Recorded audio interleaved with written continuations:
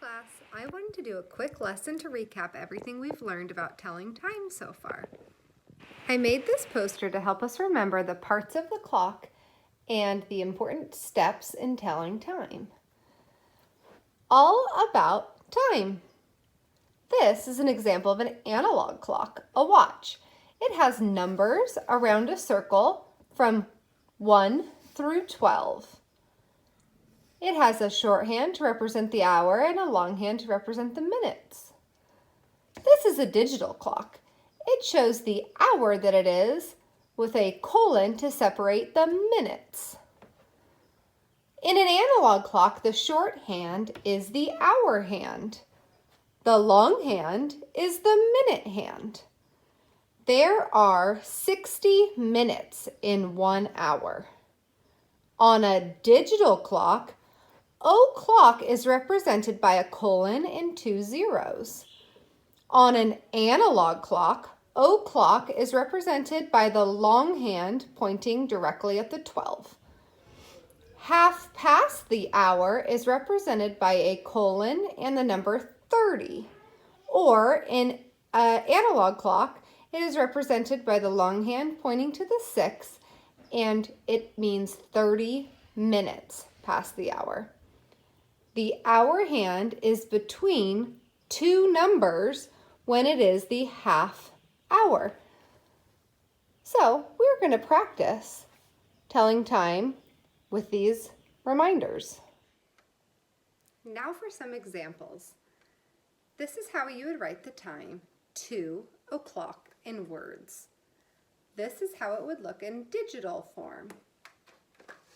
On an analog clock, you would use the shorthand to point to the 2 and the longhand to point to the 12 to show 2 o'clock. This is how you would write the time 2:30 in words. This is how you would show it on a digital clock. 2:30. On an analog clock, you would still have your shorthand pointing to the 2, your hour hand, but then the minute hand is going to travel halfway around the circle 30 minutes later. And when the minute hand would now point to the 6. Notice the hour hand now appears to be between the 2 and 3. Now let's try a little bit of a trickier one. This is how you would write the time 2:36 in words and how it is represented in digital form. You'll start at 2 o'clock. You'll go around to the 30 just like we did for 2:30.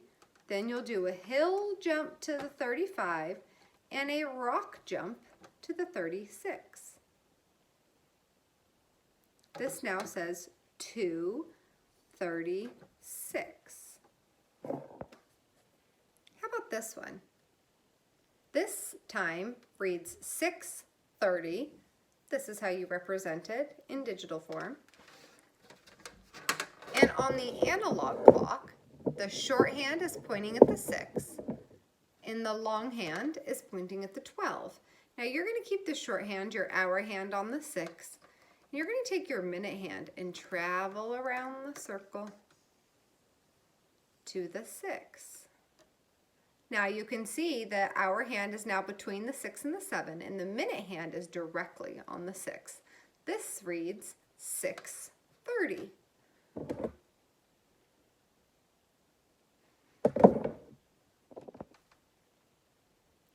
Let's try 6:48. This is how it is represented in digital form. And on the analog clock, you're going to put your hour hand on the 6 still. This time it's going to travel around doing those hill jumps all the way past the 30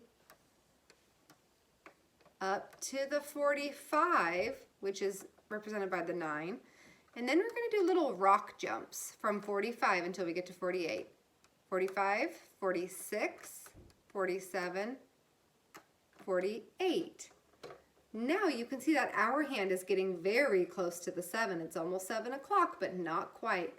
It is 6:48. The minute hand is exactly on the 48 tick mark, which is just in between the 45 and 50. Okay, let's review some word problems with time. Now these deal with elapsed time, the time between when something started and when something ended. This example is recess times. This school starts recess at 11:12. Recess ends for the school at 11:44. Those are some odd recess times and a pretty long recess. Let's find out how long this recess is. I'm going to start by doing some hill jumps, counting by tens. 10 more minutes past 11:12 would be 11:22 because 12 plus 10 is 22. 10 more minutes later would be 11:32. 10 more minutes after that would be 11:42. Now you can tell we are very close to 11:44. We now need to do a couple rock jumps. We're going to do 1 minute jumps to get to 11:43 and then 11:44. So I did 3 mountain jumps, 3 hill jumps, 10 minutes each, and then 2 rock jumps, 1 minute each. 10 plus 10 plus 10 is 30, plus 2 more is 32. Their recess is 32 minutes long.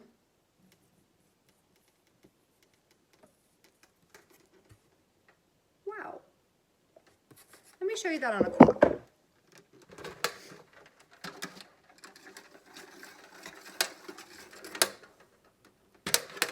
So, starting at 11 o'clock, to get to 11:22, to get to 11:12.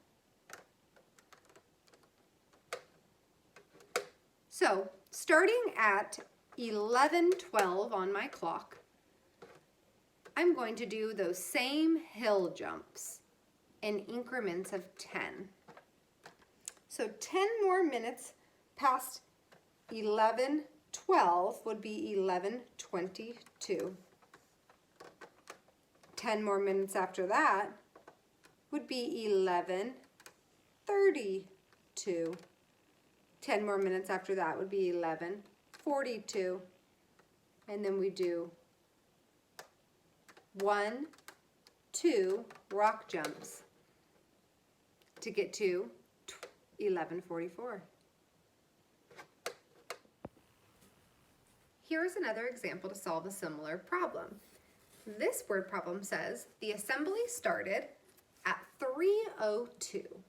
It ended at 3:58. How long was the assembly?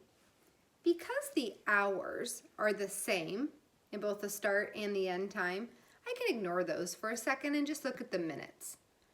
I can subtract the bigger number, 58, from the smaller number, 2, to find out how many minutes passed between 3:02 and 3:58. 58 minus 2 is 56. The assembly was 56 minutes long. All right. So tomorrow is our next Zoom meeting. I will see you all at 11 o'clock. We'll be reviewing some more time skills.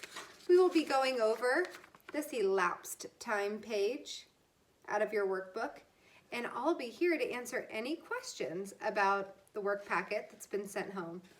I hope you guys are having a great day and enjoying the sunshine while getting some schoolwork done too. See you tomorrow. Bye.